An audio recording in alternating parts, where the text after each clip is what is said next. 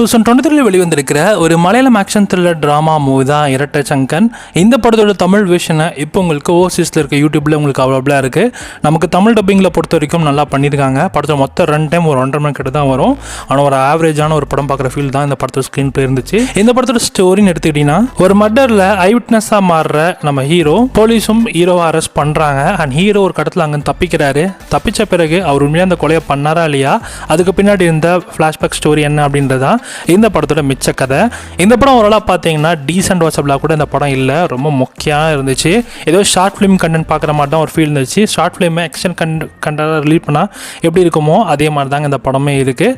இந்த படத்தோட லாஸ்ட் ஒரு 20 மினிட்ஸ் கிட்ட நல்லாயிருக்கும் தவிர்த்து அதை தாண்டி எதுவுமே பார்க்குற மாதிரி எதுவுமே இல்லை. ஸோ இந்த படம் தான் நீங்கள் பெட்டர் ஸ்கிப் பண்ணது நல்லது. ஃப்ரீயாக இருக்குன்னு உட்காந்து பார்த்து டைம் வேஸ்ட் பண்ணாதீங்க. இந்த படம் இப்போ உங்களுக்கு யூடியூப்பில் அவைலபிளாக இருக்குது, வேணுன்றவங்க செக் பண்ணி பார்த்துக்கோங்க.